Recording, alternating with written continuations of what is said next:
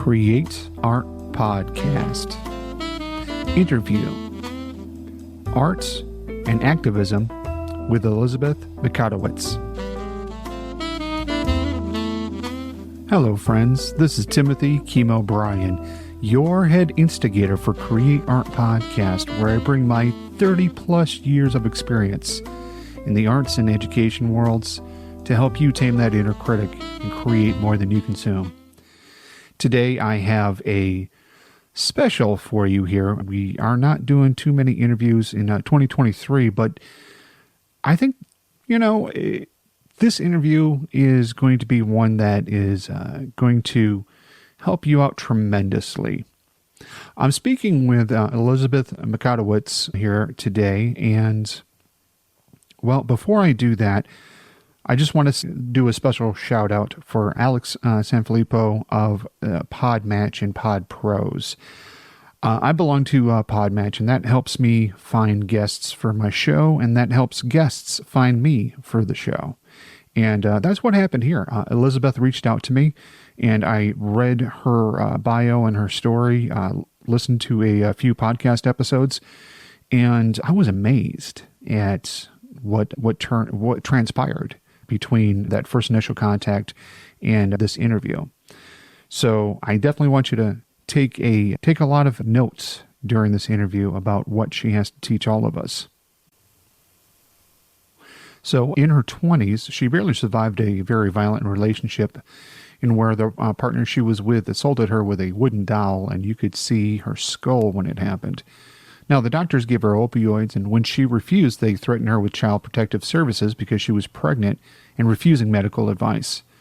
She was told she was on a small dose, and it was too small a dose to get addicted.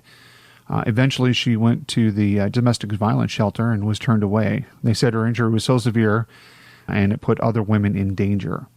She survived because drug dealers helped her, or took advantage, depending on how you looked at it. And she eventually went to federal prison for a non-violent drug charge.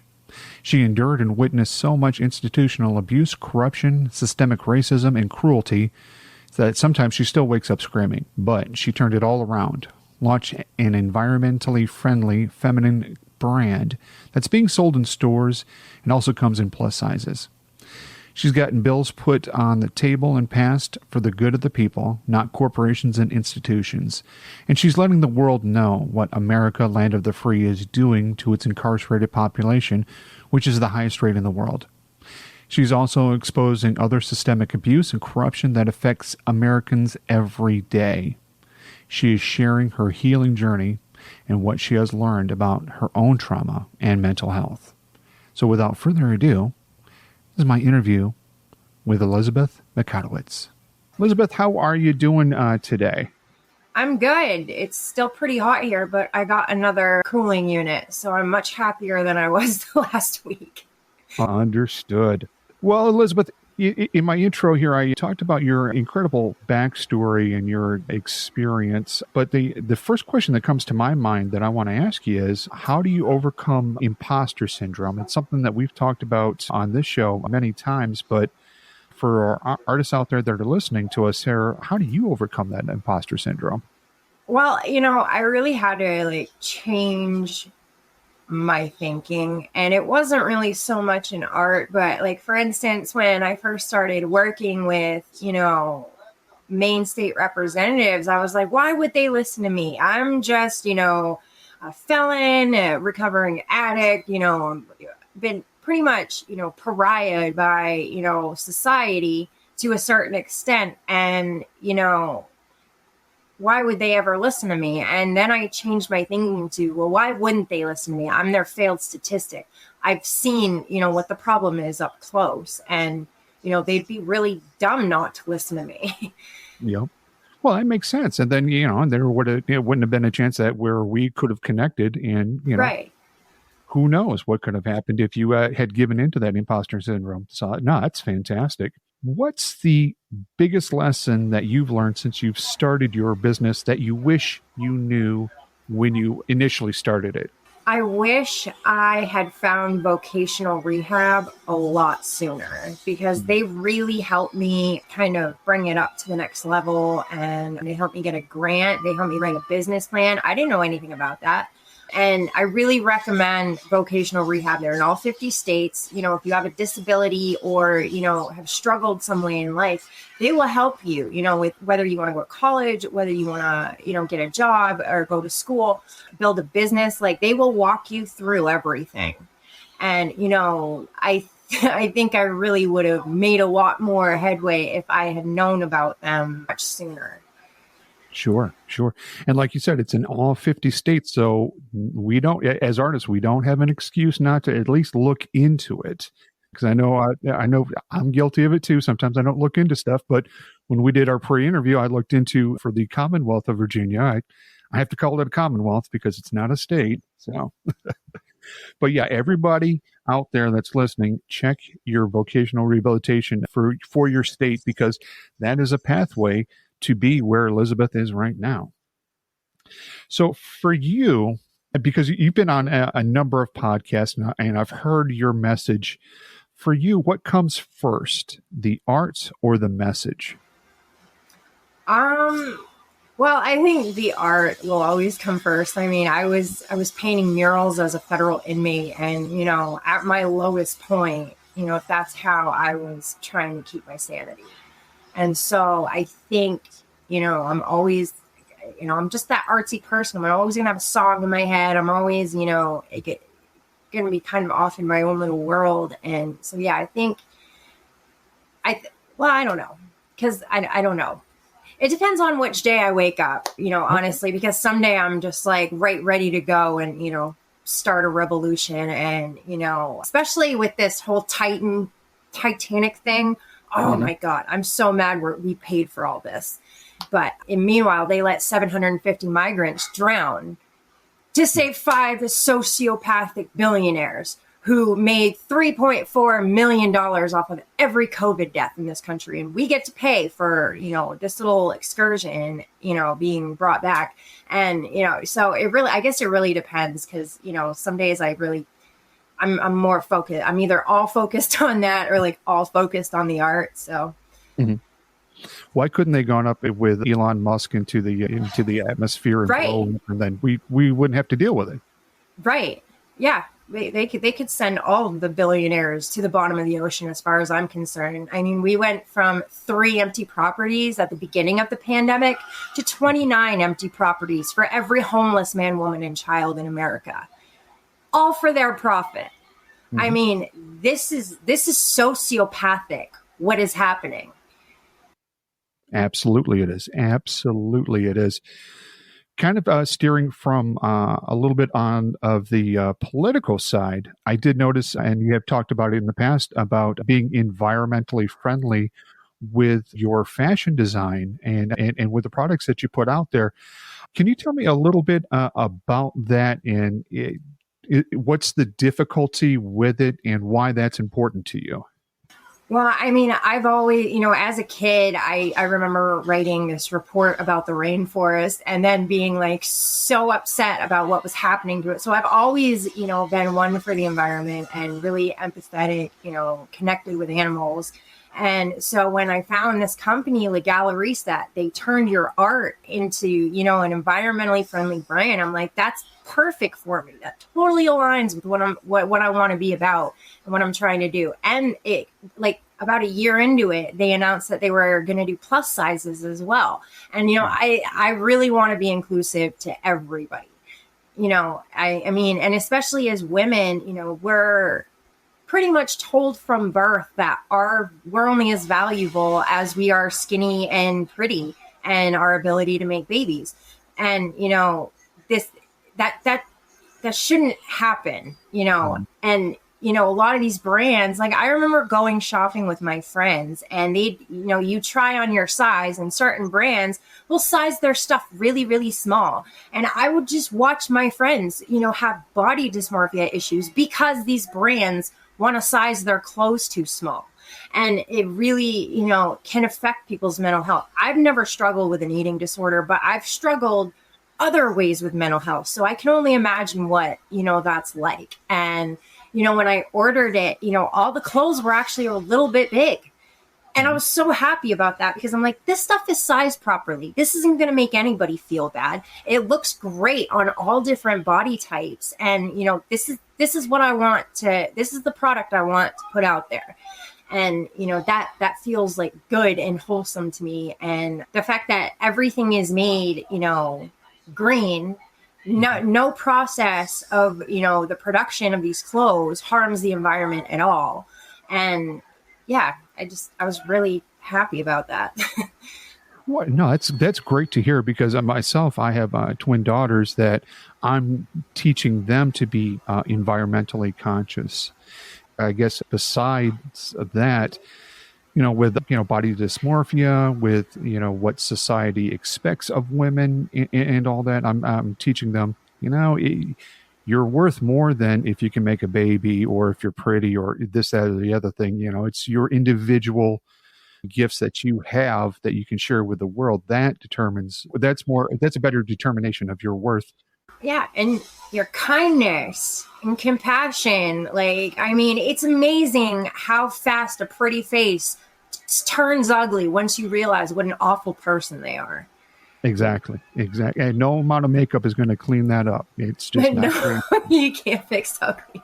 You can't fix ugly. And that's why this is a audio only podcast. Nobody can see my ugly face. No, I'm kidding. Sticking with fashion, because I got to tell you, you're the first artist I've had on here that deals with fashion.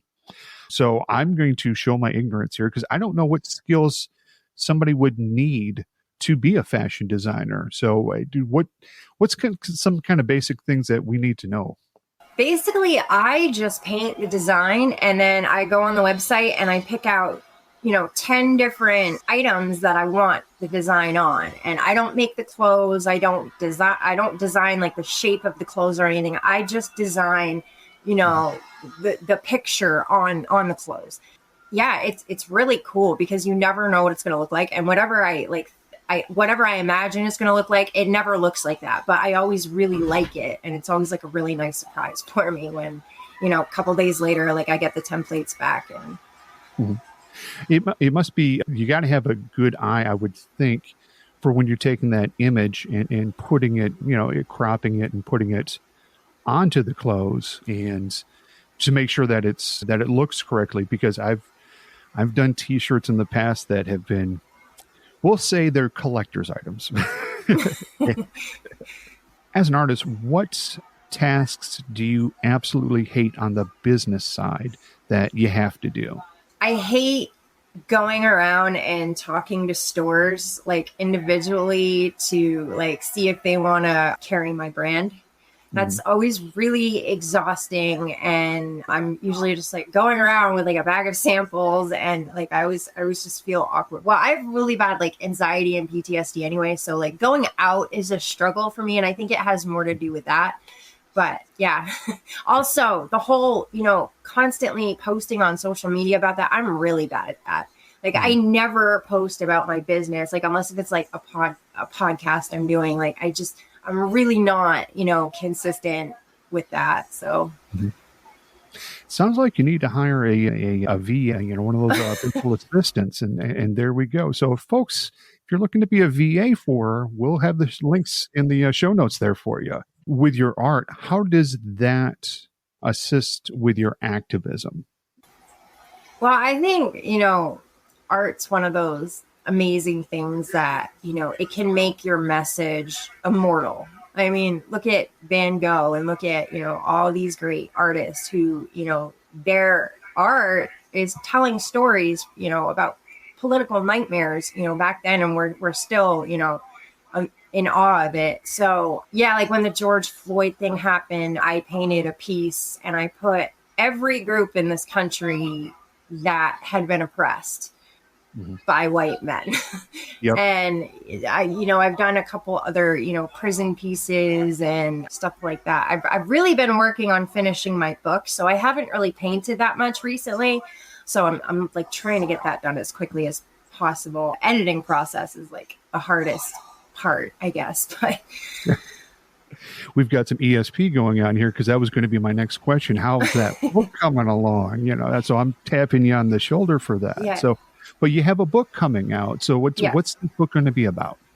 It's about my journey through federal prison and kind of how, my life, it's not about my crime because you're not allowed to write about that, but it's kind of just how my life fell apart and, with the domestic violence and the brain injury but it really focuses on, what I witnessed and what I went through in prison.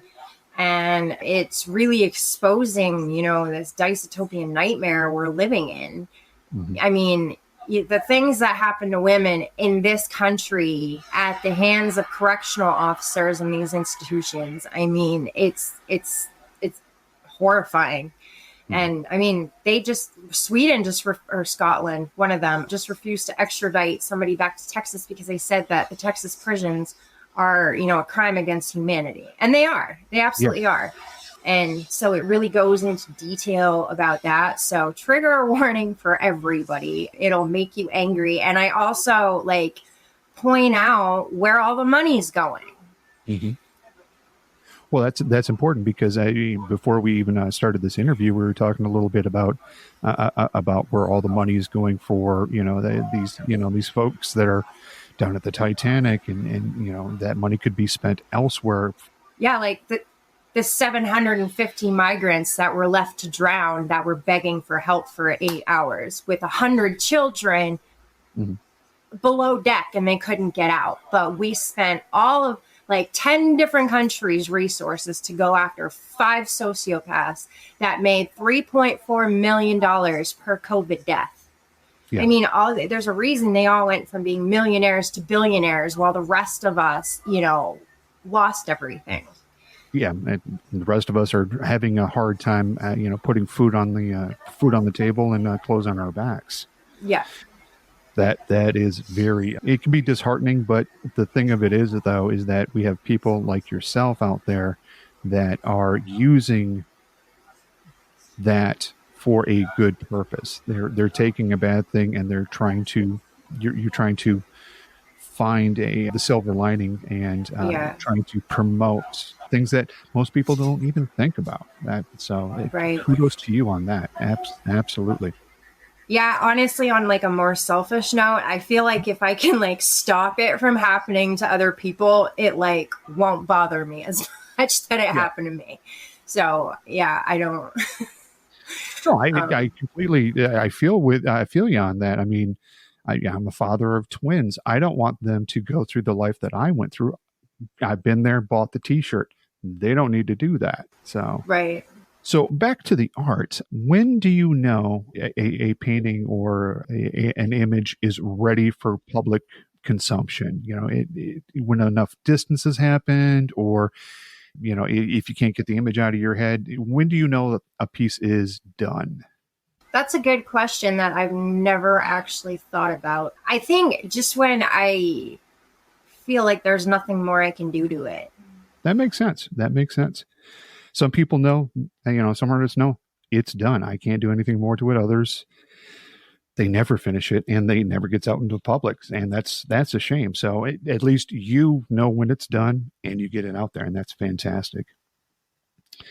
Any advice that you'd like to give other artists that are just starting out? Because there's a number of listeners here at Create Art Podcast that are just starting out. So can you give us one or two things that people should think about when they're considering, kind of flipping the script and going into business doing art? Don't expect to make money right away. Yeah, do it because you love it, not because you're expecting to get a windfall of money, because you will be very disappointed. I mean, I don't know. A lot of artists are doing that whole NFT thing, and I really need to look into it because, people are like, oh, you can make so much money. And I'm like, I don't even know what that is. But yeah. So besides the book coming out, which, let us know when that comes out, we will definitely pump it out here because You can see behind me, I've got a ton of books right behind me here. Besides that, what's the next big project coming out for you? There's a couple places down here that want me to paint murals for their business. And possibly I got referred to paint a mural in the Bronx. I don't know if it's going to happen or not, but that I'd really like to do that mural. It's for a good cause and, a good community, and it's about like bringing the community together and healing. So I would absolutely love to be a part of, a project like that. What's the best website for folks to find your work at? Well, I usually post my work on my Instagram. I do more of the political stuff on TikTok, but my handles are the same. It's EPM_art_1111. I'm also on Twitter. I will go months without going on Twitter though, because it's just so toxic. And I only ever end up, arguing with, incels and other people like that on there. So I try to avoid it. But also my portal website, I don't have a website with everything on, like all of my stuff on it together yet. So my clothing website is legalleriste.com/en/Elizabeth.Mikotowicz. And you have to put my name and all that stuff at the end, because there are other artists that work with Legalleriste and have their own brands as well. So you have to put my name at the end of it. Perfect. And we'll make sure that we have that correct in the show notes. So that way folks can just do the old fashioned copy paste, throw it in a web browser. Everybody will be happy. Elizabeth, thank you so much for talking with me here today, and for talking with our audience. And can't wait for that book to come out. So give me a holler when that book comes out. Continued success to you. So thank you so very much. Thank you. All right. So that was a very inspiring story and experience that we heard from Elizabeth. And I hope you got something out of that. If you did, definitely go ahead and visit her websites. I have them all listed there for you in the show notes. I also have listed in there a website from the Department of Education for the vocational rehab centers for all across the United States. I think it's really important that we utilize our resources, and otherwise, they're going to go out of business. So utilize those resources for yourself, and allow that to help you in your arts, as Elizabeth did. Now, again, if you've got anything out of this, I'd ask you to go ahead and share it with a friend that needs to hear this episode. You can always reach out to me if you'd like to share your story. Timothy@createartpodcast.com is the place to go for that. And I'd really like to present you and your work to everyone that listens to this podcast. Now, I do have one ask of you, and that is to let me know what's going to make this a 5-star podcast. Basically, I want this podcast to be a resource for you in wherever you're at in your artistic journey. So reach out to me, Timothy@createartpodcast.com. So as I always like to close out the show, I want to thank you for listening. Go ahead and tame that inner critic. Create more than you consume. Go out there and create some art for somebody you love, yourself. I'll talk to you next time.